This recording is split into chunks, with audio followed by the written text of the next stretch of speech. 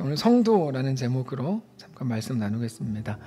이삭은 에서에게 축복 기도를 했다고, 이삭은 에서에게 축복 기도했다고 생각을 했습니다. 근데 에서가 아니라 야곱이 축복 기도를 받았습니다. 하나님의 뜻이 그렇게 야곱에게 흘러가고 있었습니다. 이거는 에서가 의도한 것도 아니고 이삭이 의도한 것도 아닙니다. 하나님의 언약이 그렇게 하나님의 계획 속에서 흘러간 겁니다. 이삭이 잘못했고 야곱이 잘했다는 말도 아닙니다. 그들은 모두가 하나같이 연약했지만 그럼에도 하나님은 하나님의 뜻을 이루어 가셨다는 것이 중요합니다. 야곱은 이삭에게 장자의 축복 기도를 받은 후에 곧바로 밖으로 나갔습니다.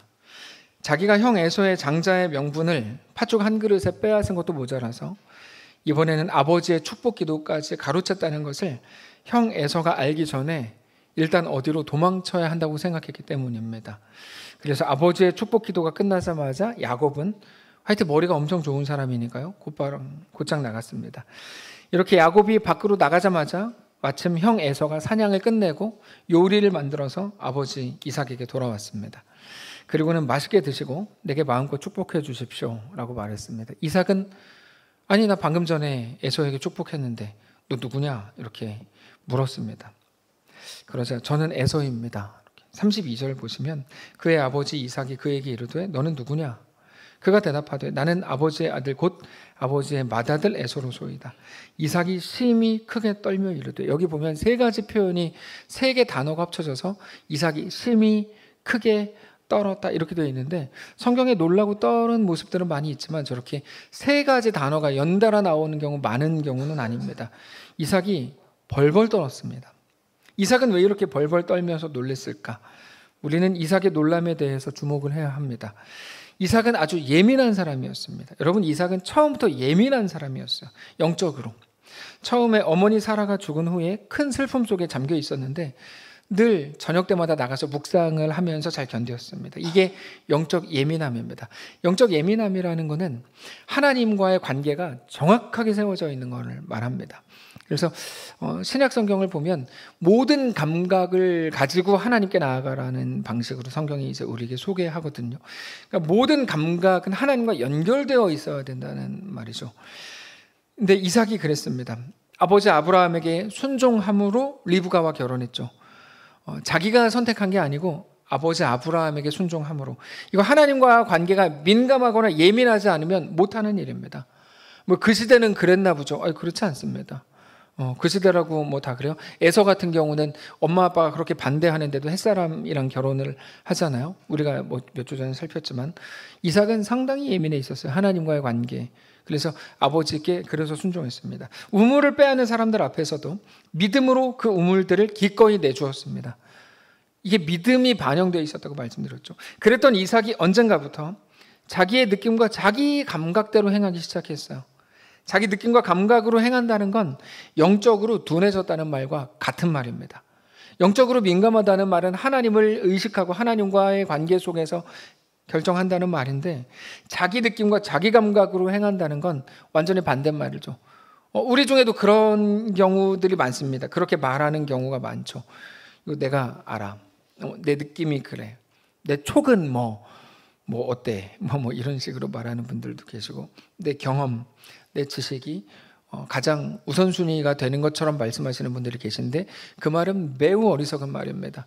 왜냐하면 우리에게 중요한 건 그런 것들이 아니라 하나님과의 관계이고 하나님 앞에서의 하나님의 뜻에 의한 걸음이기 때문이죠. 이삭은 그렇게 영적으로 서서히 둔감해지더니 이제는 아무것도 깨닫지 못하고 그저 자기 생각과 자기 느낌대로 모든 일들을 진행하기 시작했어요.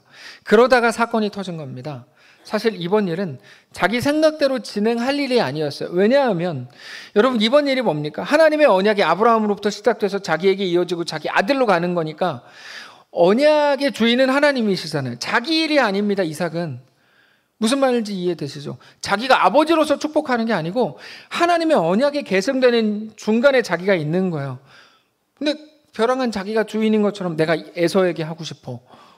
갑자기 이상한 구조가 된 거죠. 그래서 이게 간단한 일이 아닙니다. 하나님의 언약으로 시작된 일이기 때문에, 그리고 자기뿐 아니라 쭉 이어지는 역사로 이어져야 되는 거거든요. 근데 내가 무언가를 했는데 뭔가 잘못됐다는 걸 깨달은 거죠. 그래서 벌벌 떨었어요. 이삭 자신이나 또는 자기 아들 야곱이 하나님의 이 일을 망칠 수도 있다고 생각했을 겁니다. 벌벌 떨었죠. 자기는 분명히 장자에게 축복기도 했는데 만약에 장자가 아닌 다른 사람이 축복기도를 받은 거라면 이거 어떡하지? 막 이런 생각이 들었을 겁니다. 정말 그렇습니다. 이 일 때문에 하나님의 언약이 망가질 리는 없습니다. 왜냐하면 사람은 하나님의 일을 망치지 못합니다. 예를 들어서 베드로가 예수님을 3번 부인했죠. 하나님의 일이 망가집니까? 안 망가집니다. 그런 걸로. 오히려 베드로가 그것 때문에 하나님의 사람으로 온전히 세워졌죠. 가룟 유다는 예수님을 팔았죠. 이것 때문에 뭐 하나님 나라 구원 역사가 망합니까? 그렇지 않죠. 가룟 유다 혼자 자살하고 끝났죠. 하나님의 역사는 사람이 막을 수는 없습니다. 그러니까 이삭은 자기가 막을 수는 없지만 최소한 언약의 계승자로서 하나님의 역사의 흐름에 반하는 행동을 한 것일 수는 있죠. 그래서 이삭이 이렇게 말해요. 35절을 보시면 이삭이 이르되 에서에게 너의 아우가 와서 속여 너의 복을 빼앗았도다. 이거는 야곱이 에서 너의 복을 빼앗았다고 말하는데 사실은 이 축복 기도를 훔친 건 야곱이 아니라 이삭입니다. 하나님께서 분명히 에서와 야곱이 태어날 때 말씀하셨거든요. 큰 자가 작은 자를 섬기리라. 지난주에 나눈 것처럼 로마서에서도 하나님은 에서를 미워하고 야곱을 사랑하셨다. 이렇게 이제 분명히 표현이 되어 있는데, 그러니까 리브가는 야곱에게 이 축복 기도가 가야 된다는 걸 알고 있었고, 그러니까 이삭도 당연히 그렇게 했어야죠. 근데 이삭은 자기의 기호에 따라 자기가 좋아하는 큰아들에게 축복 기도함으로 사실은 축복 기도를 야곱에게 가지 않고 에서에게로 자기가 훔치려고 했던 거죠.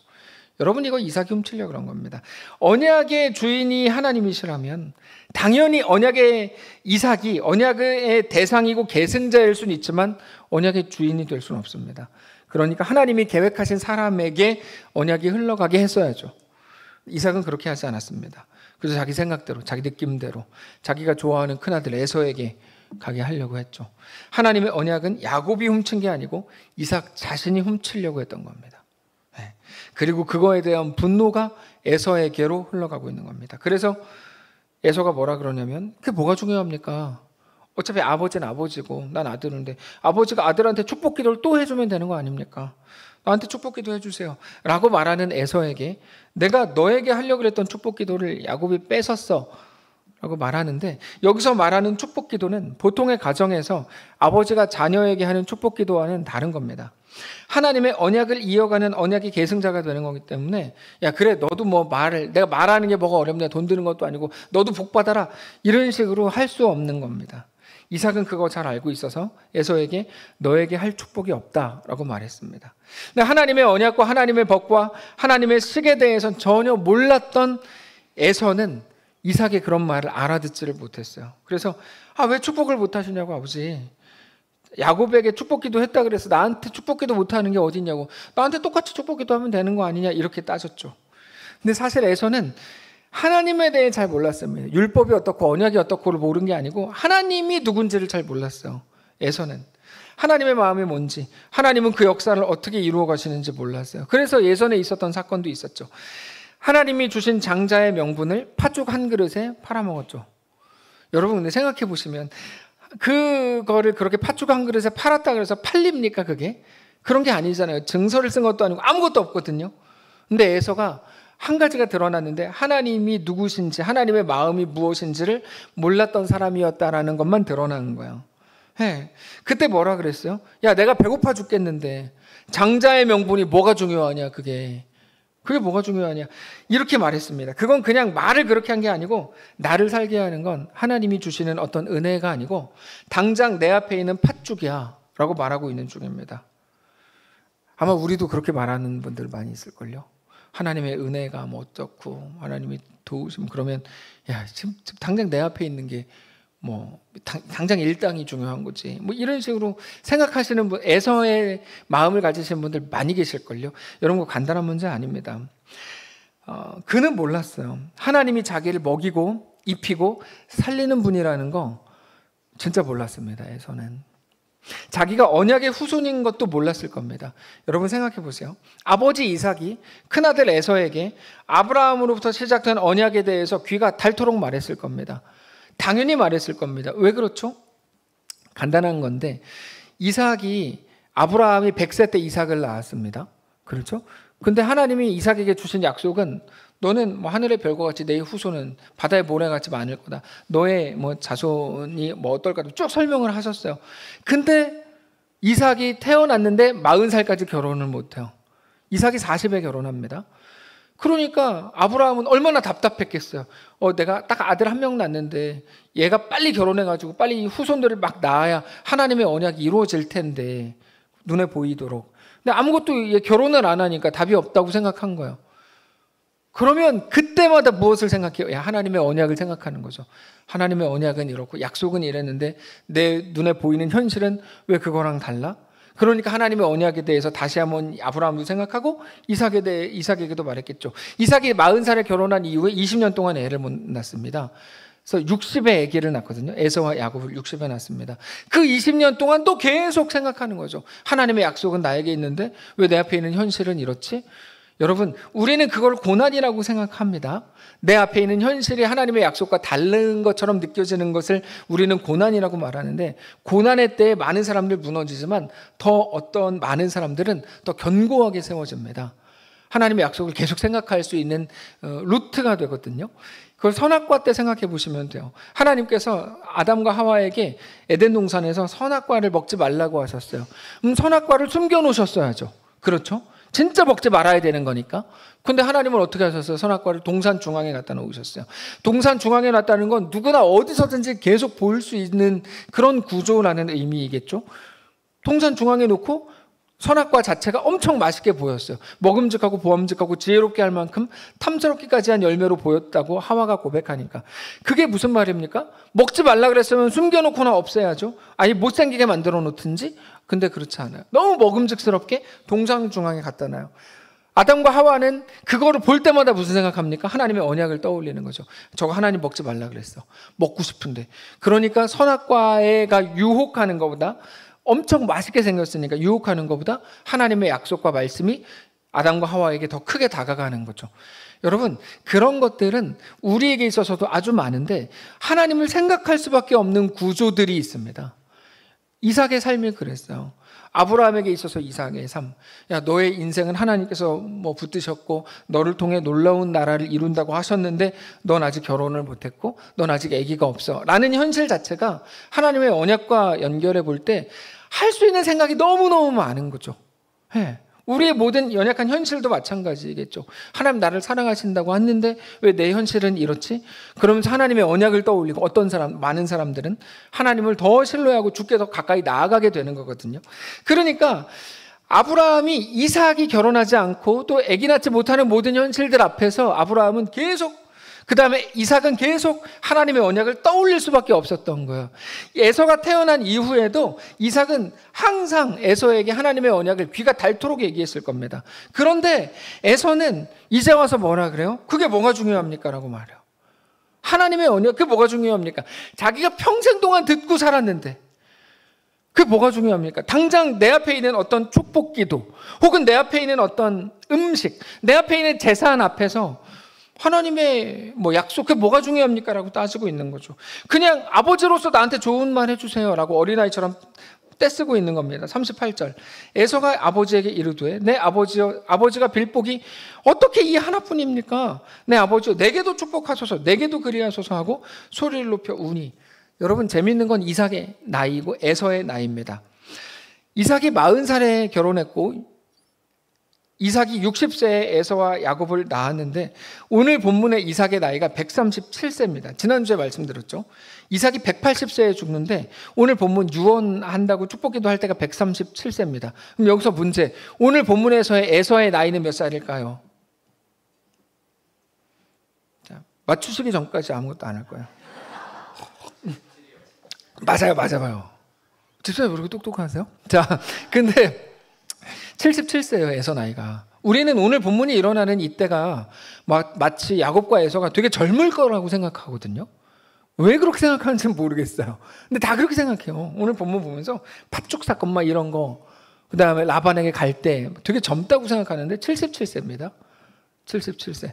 무슨 말이냐면 어린 나이가 아니에요. 근데 에서는 그렇게 평생을 사는 동안에 77세를 사는 동안에 하나님의 은혜가 아니라 자기 힘으로 살았던 거예요. 그러니까 정작 오늘 본문의 일이 나타날 때 그게 뭐가 중요합니까? 나에게도 똑같이 축복해주면 되지 라고 말하고 있는 중이죠. 네. 그냥 이 땅에서의 좋음, 자기에게 듣기 좋은 말이 전부라고 여겼던 겁니다. 에서는 평생을 사는 동안에 자기에게 속한 것으로 살았어요. 거기에 매우 익숙해졌어요. 이삭은 그런 에서에게 해줄 축복이 하나도 없었어요. 사실 이삭이 하려고 했던 축복은 하나님의 언약에 대한 축복이었는데 이미 야곱에게 했기 때문에 에서에게 할 것도 없었고, 사실 그 내용 자체가 에서와는 맞지도 않는 내용이었습니다. 야곱에게 했던 내용이 에서에게는 맞지도 않는 내용. 그래서 이삭은 그 순간에 에서에게 이렇게 말해요. 39절. 그 아버지 이삭이 그에게 대답하여 이르되 너의 주소는 땅의 기름짐에서 멀고 내리는 하늘 이슬에서 멀 것이며 너는 칼을 생활하겠고 내 아우를 섬길 것이며 너가 매임을 벗을 때에는 그 멍에를 너의 목에서 떨쳐버리리라. 이건 사실상 축복이 아닌 것처럼 보이는 말씀을 하죠. 특별히 너는 칼을 믿고 생활하겠고, 이 부분은 이삭의 진심이었을 겁니다. 여러분, 에서는 이제까지 평생을 자기 칼을 믿고 살았습니다.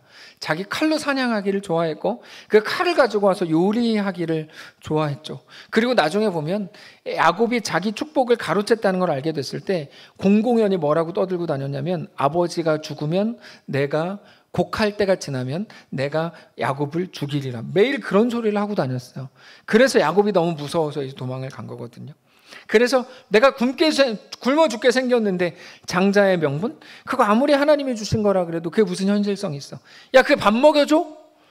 그거 나를 영광스럽게 해? 그건 그냥 이름에 불과해. 그렇다 그래서 하나님이 네 삶을 책임져줘? 그건 그냥 이름에 불과해. 당장 팥죽 한 그릇을 먹는 게 다 피가 되고 살이 되는 거야. 그러면서 야곱에게도 야, 너도 정신 차려. 눈에 보이지도 않는 하나님 믿는다고 헛소리 좀 하지 말고 보이는 대로 살아. 믿음? 그거 아무것도 모르는 아버지나 어머니가 하는 소리야 라고 하나님의 은혜에 목말라 했던 야곱을 항상 훈계했을 겁니다. 여러분, 우리도 그렇지 않습니까? 자주 어떤 분들도 그러잖아요. 야, 교회 적당히 해. 적당한 거리를 둬야 돼. 이런 말들 많이 하시잖아요. 너무 깊이 들어가지도 말고, 정확히 이제 헛소리, 헛된 소리, 헛소리거든요. 깊이 들어가지도 말고 너무 멀리 떨어져 있지도 말고 라고 왜 말을 할까요? 많은 에서들이. 네, 그럴 수 없죠. 네, 그럴 수 없습니다. 저는 이런 말들이 이제는 우리 입에서 끊어지기를 원해요. 얼마나 많은 사람들이 경험, 자기 생각, 자기 지식을 자랑하고 그거를 신봉합니까? 내가 해봤어. 어떤 사람은 내 촉이 좋아. 제가 제일 듣기 싫은 소리인데 내 촉이 좋아. 내 느낌은 한 번도 틀린 적이 없어. 그럼 자기가 그렇게 살고 있겠냐고요. 자기 느낌이 그렇게 다 맞으면 그렇게 살고 있겠냐고. 자기 느낌대로 더 화려한 삶을 살았어야지. 그러니까 말도 안 되는 소리를 하고 있는 겁니다. 나는 이렇게 했어. 그게 나를 부자로 만들었어. 그게 나를 건강하게 했어. 너도 그렇게 해. 우리도 자주 그렇게 말합니다. 근데 그게 옳고 그름을 떠나서 성도인 우리의 삶에 얼마나 큰 위험이 되는지 몰라요. 하나님이 우리를 살게 하시고 우리를 붙드시는 것임에도 불구하고 이삭이 영적 예민함을 버리고 그저 자기의 느낌을 따랐던 것처럼, 세상이 가르쳐주는 이치를 따랐던 것처럼, 에서가 평생을 자기 힘과 자기 지식과 자기 경험과 자기 칼을 믿고 살았던 것처럼, 우리도 오늘 하나님께 속한 게 아니라 그저 자기에게 속한 거를 가지고 살아갈 때가 너무 많습니다. 근데 여러분, 이거 누가 하는 거냐면 하나님 없는 사람들이 하는 거예요. 하나님 없는 세상 사람들은 다 이렇게 삽니다. 다 그렇게 말하고 다 그렇게 결정해요. 그래서 넓은 길이라고 예수님은 표현해요. 야, 남들 다 그렇게 해. 그 넓은 길이야. 근데 성도의 길은 좁은 길이야. 그 길은 좁고 협착하여 찾는 이가 없어. 외로워. 근데 그 길은 생명의 길이고 그 길 끝에 하나님이 너희를 안아주실 거야. 이렇게 말씀하시죠. 여러분, 우리는 성도가 누군지, 어떤 존재인지를 알아야 합니다. 성도는 오직 하나님이 왕이신 것을 믿는 사람들입니다. 많은 분들이 성도가 누구인가에 대해 상당히들 오해하시는데, 성도는 하나님이 왕이신 것을 믿는 사람들이에요. 그 믿음으로 오늘의 삶을 걷는 사람들이에요. 내일 아침 경건의 본문이 산상수훈 팔복입니다. 팔복은 많은 사람들이 오해하는 본문입니다. 예수님께서 이렇게 말씀하셨어요. 심령이 가난한 자는 복이 있나니 천국이 저희의 것이며 라고 말씀하셨어요. 근데 여기서 어떤 오해를 하냐면 앞에 나오는 심령이 가난하게 되면 을 조건으로 삼아서 그러면 천국을 주신다 이렇게 이해합니다. 그러니까 심령이 가난한 것과 천국을 갖게 되는 게 두 개 다른 것들이고 앞에 나오는 게 조건이 되면 뒤에 있는 걸 얻을 수 있다 이렇게 이해합니다. 앞에 나오는 모든 조건들, 심령의 가난함, 애통함, 온유한 거, 긍휼히 여기는 거 이게 다 힘들지만 아무리 힘들어도 인내하고 그런 조건들을 충족하면 뒤에 나오는 복을 얻어라고 이해합니다. 근데 팔복의 내용은 앞에 나오는 내용과 뒤에 나오는 것들이 조건과 보상이라는 관계로 이어지는 게 아닙니다. 두 개 다른 거고 이렇게 조건과 보상으로 이어지는 게 아니고 그 둘은 하나로 묶여져 있는 겁니다. 하나로. 힘들게 앞에 나오는 내용을 만들어내게 될 때 뒤에 나오는 복을 얻는 게 아니고 앞과 뒤가 똑같은 하나의 것이라는 말이에요. 심령이 가난하게 되면 비로소 천국을 얻는 게 아니라 심령의 가난함이 천국을 가진 것이다. 이렇게 말하는 게 팔복이야. 심령의 가난함이 천국을 가진 거다. 힘들지만 온유한 자가 되면 그때 비로소 땅을 기업으로 받는 게 아니고 온유한 자가 된 그것이 땅을 기업으로 받은 거다. 이런 말이에요. 왜 그러냐면 앞에 나오는 모든 내용들은 우리가 만들어낼 수 있는 게 아닙니다. 우리 예수님께서 그런데 하나님께서 우리를 향해 가지신 마음입니다. 그래서 예수님과 같은 마음을 품고 같은 자리에 서는 심령의 가난함, 애통, 긍휼히 여기는 이 모든 것은 하나님의 자녀, 하나님의 백성이 되는 놀라운 은혜인 겁니다. 이거를 우리가 더 쉽게 이해할 수 있는 게 마태복음 5장 8복 쭉 나온 다음에 11절인데 11절, 12절에 이렇게 돼 있어요. 자, 11절. 나로 말미암아, 나는 예수님이죠. 예수님으로 말미암아 너희를 욕하고 박해하고 거짓으로 너희를 거슬러 모든 악한 말을 할 때에는 너희에게 복이 있나니 그것이 복이라. 자, 기뻐하고 즐거워라. 하늘에서 너희의 상이 큼이라. 너희 전에 있던 선지자들도 이와 같이 박해하였느니라. 무슨 말이냐면 예수님이 우리 때문에 이 땅에 오셨고 십자가에 죽으셨어요. 그게 예수님의 자리였죠. 그렇죠? 근데 우리가 그렇게 예수님으로 인해서 욕을 먹고 박해를 받고 악한 말을 듣는다면 우리의 자리는 어디입니까? 예수님과 같은 자리, 예수님과 같은 편에 서 있는 거겠죠.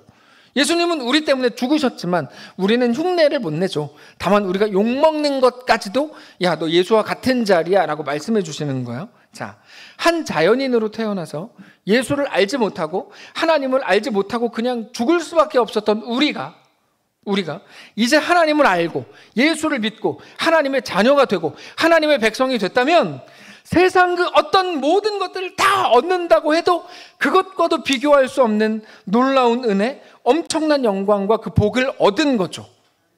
여러분, 그리스도인의 복은 기도 많이 해서 1등이 되거나 부자 되는 게 아닙니다. 더워졌으니까 제가 잠깐만 이거를 벗고 할게요. 어차피 다음 주부터는 뭐 넥타이도 없으니까요. 자, 여러분, 그리스도인이 얻는 복은 기도해서 좋은 것들 얻는 게 아니에요. 그럼 뭘까요? 예수의 사람이 된 거예요. 예수의 사람이 된 거. 다른 것들을 더 많이, 더 간절히 간구해서 이 땅에 다른 것들을 얻으면 야, 복 받았다. 그렇지 않습니다. 그럼 뭐가 복입니까? 예수를 믿는 자가 된 거, 하나님의 자녀가 된 권세와 영광이 가장 놀라운 것입니다. 그래서 어떤 신학자는 이렇게 표현해요. 우리가 이 땅에서 얻을 수 있는 모든 좋은 것들을 다 합친 것이 이 컵의 한 잔의 물이라면 우리가 하나님의 자녀가 된 은혜와 그 복의 크기는 바다와 같다. 근데 그것도 너무 이제 작은 거나 비교가 좀 부족하다. 이렇게까지 말해요. 여러분 그 표현 자체가 너무 멋있지 않아요? 근데 너무 맞는 말이에요. 여기에 세상의 모든 영광을 다 담았어요. 뭐 전교 1등. 자, 세 가지만 말해보세요. 세상의 가장 큰 영광. 또 뭐 있죠? 대통령 된 거. 또 뭐 있지? 키 큰 거. 180 이상 된 거. 아, 그거 참 병인데. 근데 어쨌든 여러분, 그런 모든 영광을 여기다 다 넣었다고 쳐요. 그래도 그거는 하나님의 자녀가 되고 하나님의 백성이 된 우리가 갖게 된 영광에 비하면 이건 물 한 컵일 뿐인데 하나님의 자녀가 된 건 바다와 보다도 더 차이가 크다. 이렇게 말하니까 이건 얼마나 큰 차이인 겁니까? 네. 세상의 어떤 것과도 비교할 수 없는 엄청난 복과 은혜를 얻은 것이 자녀됨의 권세입니다. 예. 저는 사실 2부 예배 때 이렇게 아멘을 막 이렇게 이렇게 제 귀가 터지도록 나오는 거에 대해서 너무 감격적이에요. 사실 이번에 이병용 집사님 소천하실 때 제가 아내한테 말했지만 가장 큰 걱정이 그거였어요. 우리 교회에 아멘하는 분 딱 2분인데, 자, 우리 태봉 권사님하고 이병용 집사님 딱 2분인데 그 중에 절반이 하나님께 가셨어. 저 너무 절망적이었어요. 그래서 이걸 어떡하나 계속 고민했어요. 한 명을 지정해야겠다. 그래서 근데 원래 교회마다 아멘 집사님이 계신 거 아세요? 저도 1부 때 얘기 듣긴 했는데 1부 때 너무 조용히 하셔가지고 제가 근데 여기 안 계시니까 얘기하지 않고 하여튼 근데 교회마다 아멘 집사님이 계시고 신대원에도 아멘 전사님이 계세요. 참 재밌어요. 아멘 전사님은 어떻게 하시냐면 아멘 집사님은 어떻게 하는 거냐면 아멘 이렇게 하는 게 아니고 아멘 이렇게 하는 거예요. 이걸 누가 할 수 있을까? 또 타이밍도 중요해요. 또 잘못된 말에 아멘 하면 또 안 되고 또 잘해야 되고 이게 이제 저 두 분은 잘하고 계셔가지고 이게 어떻게 해야 되나 해서 고민을 해가지고 제가 내년에는 교회 조직에다가 써놓으려고요. 아멘 담당자 김덕수 이런 식으로 써놓을 생각이에요. 하여튼 중요한 건 그게 아니고 근데 예수님의 자리 예수님의 편에 선 사람들이 마태복음 5장 12절을 보면 이렇게 돼 있어요. 너희 전에 있던 선지자들이었다 이렇게 돼 있어요. 그 사람들의 행위가 훌륭한 게 아니라 그 사람들은 예수님과 같은 자리에 서 있었는데 그게 한 자연인으로는 도저히 만들어낼 수 없는 놀랍고 엄청난 영광이다라고 소개하는 거야. 에레미야, 이사야, 에스겔, 에스라 지난 수요일에 나누었던 것처럼 이름도 없이 살다가 간 선지자들 하나님의 백성들을 다 그렇죠. 이름이 없으면 세상에서 무명하다고 합니다. 그런데 영광스럽지 않다고 말하지만 하나님의 백성 하나님의 자녀가 된 그것은 말할 수 없는 영광이고 엄청난 은혜라는 겁니다. 저는 오늘 이 말씀을 듣는 우리 모두가 가슴이 정말 뜨거워지실 수 있기를 원해요. 우리는 돈 많이 벌려고 예수 믿는 거 아니에요. 우리는 더 건강해지려고 예수 믿는 거 아니에요. 하나님의 자녀이기 때문에 여기 와서 앉아있는 거예요. 우리가 얻은 하나님의 자녀라는 영광과 권세 이외에 다른 어떤 것도 필요하지 않아요. 우리는 이거면 충분해요. 정말 충분해요. 이것과 비교할 수 있는 게 아무것도 없기 때문이에요. 내가 이렇게 하나님의 사람이 된 것, 예수를 믿는 자가 된 것, 이렇게 죄와 사망의 권세에서 자유하게 되고 구원 얻은 자가 된 것이 실제적으로 우리 속에 꽉 차 들어오게 되기를 원합니다. 그 사람을 보고 성도라고 불러요. 성도는 예수를 믿은 결과 더 많이 부자 된 사람이 아니에요. 성도는 예수를 믿는 사람이에요. 하나님의 아버지이신 것을 알고 믿는 사람. 이 땅이 아닌 하늘을 소망하고 하나님 나라를 바라보는 사람들입니다. 보호자가 없고 그래서 내가 모든 걸 칼로 이루어야 한다고 믿는 삶을 이제 멈추고 나를 먹이고 나를 입히는 분이 있고 나를 살리는 분이 하나님이 나의 아버지이신 것을 아는 자로 서야 할 겁니다. 그래서 에서가 너무 안타까운 거예요. 그저 자기의 아버지의 사랑을 받기 위해 칼로 사냥하고 그걸로 인정받는 게 좋았고 그걸로 요리를 만들어서 살아가는 게 에서의 삶이었죠. 그게 자기 눈에 보이는 거, 자기가 경험한 거, 자기가 살았던 모든 자기 인생을 전부라고 여기고 있는 중이죠. 세상의 특징입니다. 하나님을 알지 못하고 하나님 알기를 거부하는 거죠. 하나님 말씀이 이렇고 하나님 뜻이 이렇고 그거 지금은 아니야 라고 하는 거죠. 특히 젊은 꼰대들이 얼마나 많습니까? 젊은 꼰대들. 젊은 꼰대는 20대 후반부터 30대 중반까지. 그 밑에 청소년들을 불러놓고 야 내가 말이야 다 이렇게 이제 하는 거죠. 정말 너무너무 많아요. 그저 자기의 감각에 사로잡혀 살아가는 것입니다. 감각이라는 건 하나님이 아닌 자기의 생각과 모든 판단을 말하는 거죠. 근데 자기의 감각이라는 게 얼마나 부족한 건지 몰라요. 성경이 이렇게 말합니다. 로마서 8장 24절에 우리가 소망으로 구원을 얻었음에 보이는 소망이 소망이 아니니 보는 것을 누가 바라리요. 만일 우리가 보지 못하는 것을 바라면 참음으로 기다릴지니라. 우리는 늘 보이는 소망, 바라는 소망을 붙드는 게 전부인데 이건 소망이라고 부르는 게 아니다. 그런 말입니다. 내가 바라는 대로 되는 게 정답인가? 그렇지 않다. 그럼에도 여전히 정답 아닌 정답을 붙들고 있는 거죠. 그게 우리의 치명적인 약점이고 연약함입니다. 여러분, 우리 연약함이 뭐라고 생각하세요? 나는 뭐 예를 들어서 많이 못 배웠어. 나는 건강이 약해. 나는 뭐 유전자가 어때? 난 어렸을 때 어떤 상처가 있어. 이걸 우리 연약함이라고 생각하잖아요. 근데 성경은 우리 연약함을 그런 거라고 얘기하지 않아요. 난 결혼을 잘못했어. 그때 세 번째 남자랑 결혼했어야 되는데. 이런 식으로 우리는 내 연약함에 대해서 완전히 잘못 생각하는데 성경은 우리 연약함이 뭐냐?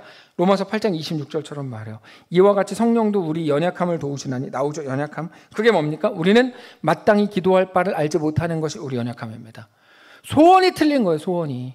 기도를 안 하는 게 문제가 아니고 기도를 잘못하는 게 문제라고요. 많은 분들이 뭐 한국교회가 기도 안 한다. 저는 그 말에 완전히 동의 못 합니다. 자기들이 어떻게 기도하는지 안 하는지 저는 뭐 말도 안 된다고 생각해요. 왜냐하면 제가 아는 한 여기 계신 모든 분들 기도 안 하는 사람 한 명도 없어요. 우리에게 다 소원이 있고 하나님 앞에 이렇게 기도 안 할 수는 있어요. 근데 솔직하게 마음속으로 하나님 앞에 늘 기도하죠. 기도 안 하세요? 기도하죠. 우리는 늘 기도하고 하나님의 은혜를 구하고. 근데 문제는 뭐냐면 기도 안 하고의 문제가 아니고 마땅히 기도해야 될 내용을 기도해야 되는데 그게 아닌 걸 기도한다는 게 문제라는 거야.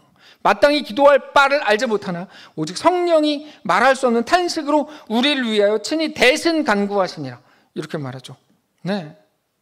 마음을 살피시는 이가 성령의 생각을 아시나니 이는 성령이 하나님의 뜻대로 성도를 위해 간구하십니다. 결국 우리가 기도해야 되는 건 뭡니까? 하나님의 뜻입니다. 우리는 이것을 위해 계속 기도하는데 하나님이 너 지금 기도할 거 그게 아니야. 너를 살리는 건 그게 아니거든. 너는 그것 때문에 살아나지 않아. 너를 살리는 건 따로 있어. 그게 뭔데요? 너는 알려줘도 몰라서 성령이 너를 위해 간구하고 계셔. 뭐 이런 내용입니다. 무엇이 옳은지, 무엇이 선인지, 무엇이 하나님을 기쁘시게 하는 건지 몰라요. 그래서 내 오름을 갖고 사람들을 선동하고 여로보암처럼 이렇게 으쌰으쌰 하는 게 우리의 실력인 거죠. 그래서 성령께서 말할 수 없는 탄식으로 우리가 진짜 구해야 되는 거, 우리의 마땅한 기도를 대신하신다는 겁니다. 에서라 그러면 적당히 좋은 말로 축복해 주세요. 나 그냥 칼이나 잘 쓰게 해주세요. 야곱이나 그러면 형이 나한테 제발 장자의 명분을 팔게 해주세요. 이거 기도했겠죠. 다 될 거, 그것만 되면 다 될 것 같은 거예요. 말도 안 되는 소리입니다. 팥죽 한 그릇으로 장자의 명분을 산 이후에 야곱의 기도가 달라졌겠죠. 걸리지만 않게 해주세요. 걸렸어요. 그다음 아버지 속였어요. 이후에 기도가 바뀌었겠죠. 잡히지만 않게 해주세요. 뭐 소나무 뿌리를 뭐 밤새도록 흔들어가지고 소나무 뿌리를 뽑히면 뭐 하나님 응답해 주시는데 말도 안 되는 소리들입니다. 이제야 말할 수 있다. 말도 안 되는 소리들입니다. 무슨 소나무 뿌리를 잡고 흔들어야 하나님이 기도 응답하세요. 성경에 도대체 어디 나오는 내용들이 있냐요. 그렇지 않죠. 하나님 앞에 온전히 기도하는 게 중요하죠. 잡히지만 않으면 좋겠다. 걸리지만 않으면 좋겠다. 뭐 장자의 명분을 내가 갖고 있으면 좋겠다. 그렇지 않습니다. 그래서 어머니의 고향으로 도망갑니다. 거기서도 자기 생각과 자기 소원으로 꽉 찬 삶을 살죠. 근데 여러분 재밌는 건 이겁니다. 그렇게 끝까지 자기 느낌으로 살려고 했던 야곱, 팥죽 사건으로 시작된 이 일이 결국에 야곱의 20년의 방황 끝에 하나님께서 야곱을 사람 만드십니다. 근데 야곱의 인생이 정말 놀라워요. 장자가 되고 싶어서 어머니 뱃속에서부터 싸운 사람은 야곱밖에 없습니다. 그래서 싸웠지만 장자권을 가지지 못하고 형의 발 뒤꿈치를 잡고 나왔습니다. 야곱은 평생을 장자로 살지 못하다가 그게 한이 돼서 팥죽 한 그릇이라도 장자권을 갖고 싶었어요. 그러다가 아버지를 속이고 장자의 축복 기도를 받아요. 그것으로 인한 보상은 뭐였습니까? 형에게 잡혀 죽을 것 같아서 외삼촌 라반의 집으로 도망간 거죠. 이게 어떻게 보상이에요? 근데 야곱이 얻은 거 그거밖에 없어요. 거기 가서 잔머리를 다 써가지고 재산을 불렸더니 이제는 외삼촌과 조카들이 막 죽이려고 들고, 그래서 돌아갈 곳이 없으니까 자기를 죽이겠다고 했던 형에게 돌아갈 수밖에 없고, 그래서 야복강가가 그 자리예요. 뒤로 돌아가면 외삼촌 라반에게 죽고 앞으로 가면 형에게 죽고, 그 죽음의 자리. 그렇게 야복강가에서 어떻게 해야 될지 몰라서 깊은 한숨을 내쉬고 있는 그 밤에 하나님께서 만나주시죠. 어떻게 하십니까? 우리가 다 아는 내용이에요. 야곱이 하나님께 그때도 굴복하지 않고 하나님과 밤새도록 씨름하죠. 밤새도록 소나무 뿌리 잡고 흔드는 것처럼 씨름하죠. 사실 야곱은 하나님과 씨름을 해야 되는 게 아니고 하나님의 은혜를 구했어야 돼요. 하나님 앞에 그냥 무릎 바싹 꿇고 하나님만 옳습니다.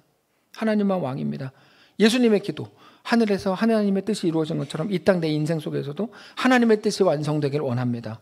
우리 그 기도를 못하죠.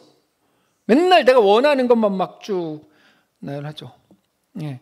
우리가 해야 되는 기도는 그 기도거든요.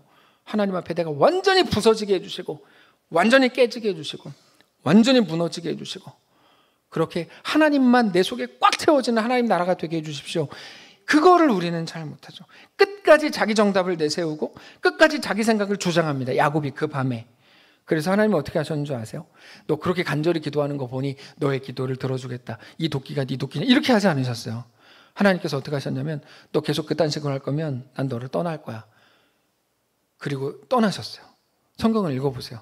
하나님이 떠나세요. 네. 효력 없는 기도죠. 떠나세요. 나 너 상관 안 해. 네 인생 네가 알아서 해. 그때 야곱이 하나님을 비로소 붙잡습니다. 그때 붙잡아요. 그리고 이렇게 말해요. 살려주세요. 내가 해볼 수 있는 모든 거 다 해봤는데 솔직히 난 아직도 해답을 찾지 못했습니다. 나는 더 이상 이렇게는 못 살겠습니다. 뒤로 가면 저 사람들한테 죽고 앞으로 가면 저 사람들한테 죽는데 답이 없습니다. 여러분, 우리가 간절히 기도하지 않았기 때문이 아니라 여전히 내가 옳고 나에게 정답이 있으니 하나님 당신은 그 전능한 능력으로 내 해답이나 이루어 주십시오 라고 하는 그 태도, 자기 해답에 대한 간절함이 야곱과 우리를 망치는 겁니다. 하나님께서 이렇게 부르세요. 오케이. 그래. 네 이름이 뭐냐? 야곱이. 내 이름은 야곱입니다. 야곱은 발 뒤꿈치를 잡은 자라는 뜻인데 다른 뜻으로 하면 약탈자, 강도, 날강도 이런 뜻입니다. 그래서 오늘 보면 36절을 보면 에서가 이르되 그의 이름을 야곱이라 함이 마땅치 않습니까? 그가 나를 속임이 이번이 두 번째입니다. 이렇게 말하는데요. 약탈자, 강도 이런 뜻이에요. 야곱이라는 뜻이. 그가 너 이름은 뭐냐? 나 약탈자 야곱입니다. 너 이름이 왜 그러냐? 저는 보호자가 없기 때문입니다. 내가 살아남으려면 내가 이기는 것밖에는, 내가 장자가 되는 것밖에는, 내가 잔머리를 쓰는 것밖에는 방법이 없었기 때문에 난 이렇게 살았는데 이제는 어디로도 도망갈 수 없는 자리까지 왔습니다. 제발 나를 좀 축복해 주십시오. 나에겐 답이 없습니다. 오직 하나님께만 답이 있는 줄 이제는 내가 압니다. 나를 축복하시기 전에는 내가 보내드릴 수 없습니다 라고 말하죠. 그러자 하나님께서 이렇게 말씀하세요. 다시는 너의 이름을 고아라고 부르지 말고 너는 보호자가 있다. 내가 너의 부모다. 이렇게 말씀하세요. 그러면서 말씀하시는 게 너는 하나님과 싸워 이겼다. 이게 무슨 말인지 전에 설명드렸죠. 자식 이기는 부모 없다.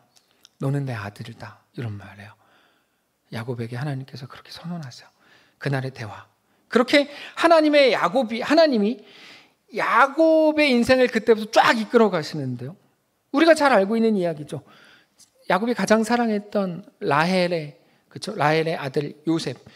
요셉을 어떻게 하나님께서 요셉을 통해서 이끌어 가십니까? 애굽에 가게 하시고 430년 후에 출애굽하게 하시고 광야를 거쳐 가나안에 가게 하시고 이 모든 과정이 어떻게 흘러갔는지 우리가 잘 알죠. 그렇게 하나님이 직접 그들의 인생과 그들의 역사를 이루세요. 가만히 보면 이삭은 못 낳고 에서 못 낳고 야곱은 못 낳는데 하나님의 이루심은 완전해요. 놀라운 거예요. 우리 삶이 마찬가지입니다. 우리의 능력과 방법이 만들거나 이루지 않습니다. 하나님 나라는 하나님의 하나님 되심으로 이루어집니다. 사람이 사람의 이야기를 할 수 없습니다. 바울이 뭐라 그러죠? 자랑하겠거든 그리스도와 그가 십자가에 못 박히신 것 외에 자랑할 게 없다는 것을 알아야 한다. 그게 무슨 말입니까? 하나님은 하나님 나라를 하나님의 방식으로 이루시기 때문에요. 그럼 우리는 뭔데요? 그 속에서 하나님의 백성이 되시기 바랍니다. 우리의 삶도 오늘 하나님께서 분명 그렇게 이루실 겁니다. 정말 그렇게 하실 것을 믿습니다. 그러므로 너무 두려워하지 마시고 조급해하지 마시고 불안해하지 마시고 염려하지 마십시오. 하나님이 하실 겁니다. 다만 하나님 앞에 엎드리십시오. 지난주에 이병용 집사님 소천하셨고 우리는 그 장례식에 참석했습니다. 발인 예배 때 한 10분 정도의 성도들과 유가족들이 한번 이제 6시 새벽에 모였습니다. 그렇게 발인 예배를 드리는데 발인 예배가 일찍 끝났고 6시 반에 발인이라고 했기 때문에 시간이 좀 남아서 혹시 유가족들 중에 큰아들 분 나오셔서 잠깐 감사 인사와 이병용 집사님에 대한 말씀을 좀 부탁을 드렸고 갑작스러웠지만 흔쾌히 그렇게 해주셨어요. 78세셨는데 혼자 저희는 몰랐던 내용이죠. 혼자 늘 방에서 기도하시고 늘 찬송하시고 늘 성경 읽으시는 소리가 밖에까지 다 들렸대요. 그 얘기를 하시더라고요. 그래서 교회에 다니지 않는 자식들까지도 항상 아버지의 기도 소리, 찬송 소리, 성경 읽는 소리를 들으신 거예요. 매일 유튜브, 매일 이렇게 이런 거 말고 이제 큰아들을 눈물을 흘리면서 그렇게 말씀하시는데 이렇게 막 듣는데 머릿속에서 이렇게 하셨겠다 이런 게 다 그려졌어요. 우리도 많이 봤으니까. 예수 믿지 않는 곳에서 오직 하나님 나라를 바라보고 하나님을 왕으로, 주인으로, 아버지로 믿고 고백하며 살아간 그 모습이 저는 그 순간 너무 멋있었어요. 사실 이병용 집사님은 우리 교회에서 큰 사랑을 받으셨습니다. 그래서 장례식장에도 많은 젊은이들도 참석했습니다. 이병용 집사님께서 소천하셨다는 말을 그날 새벽에 문자로 전달받고 그날 아침에 전체 문자에 이렇게 썼습니다. 여러분, 장례가 나고 이럴 때 문장이 갈 때는 그냥 쉽게 쓰지 않고 엄청 고민하면서 쓰거든요. 왜냐하면 한 분 한 분이 소중해서 그래요. 이렇게 썼어요. 우리와 함께 치열하게 신앙의 선한 싸움을 싸우며 신앙의 걸음을 함께 걸었던 이병용 집사님께서 먼저 하나님의 품으로 가셨음을 알려드립니다. 저는 집사님 생각할 때 제가 정리한 문장이었어요. 우리는 그렇게 각자의 형편, 각자의 자리에서 하나님을 높이고 하나님을 의지하고 하나님을 신뢰하는 사람들로 설 뿐입니다. 근데 그게 성도입니다. 이 시대는 성도에 대해서 엄청나게 많이 오해합니다.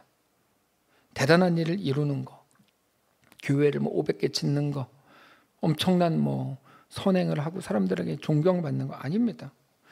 그래야 하나님께 영광을 돌리고 하나님의 이름이 높아지는 거 아닙니다. 다만 내가 내 자리에서 하나님을 사랑하는 하나님의 백성이 되시고 하나님을 믿는 믿음으로 나의 걸음을 걸으시는 것, 그게 성도입니다. 그래서 성도는 더 똑똑한 사람들을 말하는 게 아닙니다. 더 칭찬받는 사람들을 말하는 것도 아닙니다. 성도는 기도 열심히 해서 우리 자식이 공부도 안 했는데 시험 문제가 나왔지만 찍은 것도 다 정답이 되는 그런 존재가 아닙니다. 어떤 사람은 그런 걸 자랑하더라고요. 우리 애 공부도 별로 못했는데 나 이번에 열심히 기도해가지고 시험 잘 봤잖아. 웃기고 있는 거예요. 말을 그렇게 해요. 도대체 당신이 믿는 하나님 누구길래 그렇게 말하는 거예요? 그러면 안 됩니다. 네. 성도는 세상 사람들에게 더 칭찬받고 더 복을 많이 받고 더 자랑할 만한 일을 만들어내는 사람도 아닙니다. 계속해 볼게요. 성도는 내 차에 탄 4명 모두가 교통사고 나서 모두 중상인데 나 혼자 경상인 그런 존재가 아닙니다. 성도는 그런 거 아니에요. 성도는 눈에 보이는 게 전부가 아닌 것을 아는 존재예요. 성도는 천지를 지으신 창조주 하나님이 나의 아버지라고 알고 믿는 존재예요. 완전히 다르죠. 오늘 그 믿음이 우리를 더 담대하게 하고 더 겁없이 할 겁니다. 말씀을 정리하겠습니다. 사랑하는 성도 여러분, 성도는 지금의 연약함과 지금의 부족함과 지금의 아픔과 처절한 현실이 영원하지 않은 것을 알고, 그래서 세상의 것들을 두려워하지 않고 그 속에서도 하나님을 찬양하고 하나님을 사랑하고 하나님께 온전히 나아가는 존재입니다. 그게 성도입니다. 그래서 성도를 보고 신자라고 부릅니다. 하나님을 믿는 사람이란 뜻입니다. 그 하나님을 아버지라고 믿는 존재가 신자요 성도입니다. 오늘 우리가 그 하나님을 온전히 알게 되시기를 원합니다. 하나님이 아버지인 것을 아는 성도들 되시기를 바랍니다. 찬양합시다. 작은 갈대 상자 물이 새지 않도록 역청과 나무진을 칠하니, 작은 갈대 상자 물이 새지 않도록 역청과 나무진을 칠하네. 어떤 마음이었을까? 어떤 마음이었을까? 그녀의 두 눈에 눈물이 흘러 동그란 눈으로 엄마를 보고 있는, 동그란 눈으로 엄마를 보고 있는 아이와 입을 맞추고 상자를 덮고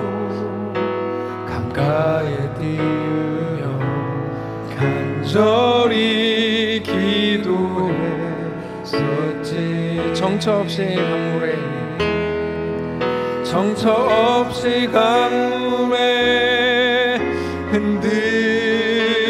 흔들흔들 흘러내려가는 그 상자를 보고 눈을 감아도 보이는 아이와 눈을 감아도 보이는 아이와 눈을 맞추며 주저앉아 눈물을 흘렸겠지. 너의 삶의 참 주인, 너의 삶의 참 주인, 너의 참 부모이신 하나님 그 손에 너의 삶을 맡긴다.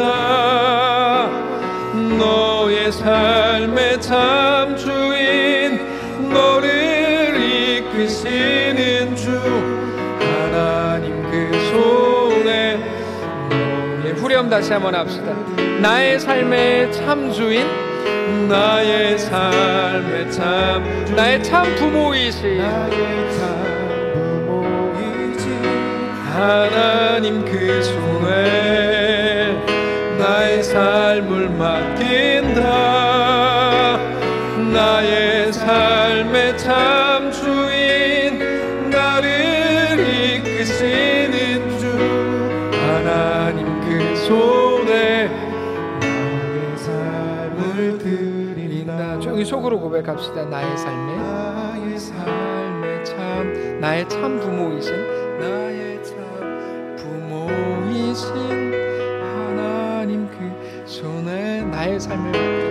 나의 삶을 맡긴다. 내 영혼아, 너의 삶의 참 주인, 내 참 주인, 너를 이끄시는 주 하나님 그 손에 너의 삶을 드린다. 하나님, 칼이 나의 주인인 줄 알았고 배움이, 돈이, 세상의 지식이 나의 주인인 줄 알았던, 나의 부모인 줄 알았던 우리를 불쌍히 여기시고 이제는 하나님이 나의 주인이요 나의 왕이요 내 아버지이신 것을 깨닫는 우리 모두의 삶이 되게 하시옵소서. 성령으로 우리를 붙드셔서 매 순간 가르치시고 깨닫게 하시고 하나님의 거룩한 백성들로 매일같이 새롭게 하옵소서. 우리 주인 되신 살아계신 예수님의 이름으로 기도합니다. 아멘. 이제는 우리 구주 예수 그리스도의 은혜와 하나님 아버지의 다함없는 사랑과 성령의 교통인도 역사 위로 함께 하심의 은사가 아버지를 먼저 떠나보내고 큰 슬픔 중에 있지만 그러나 아버지의 하나님을 다시 찾고 또 새롭게 더 행복한 믿음의 가정을 세우기를 소원하는 사랑하는 가정 위에 또 생일을 맞이하여 주 앞에 은혜 구하는 사랑하는 모든 사랑하는 지체들, 집사님, 또 권사님의 남편, 또 사랑하는 청년들, 또 사랑하는 로운이 위에 사랑하는 우리 모든 가정들 머리머리 위에 그들의 자녀 위에 그들의 생업과 직장과 인생 위에 사랑하는 이 교회 위에 이제로부터 영원까지 함께 계실지어다. 아멘.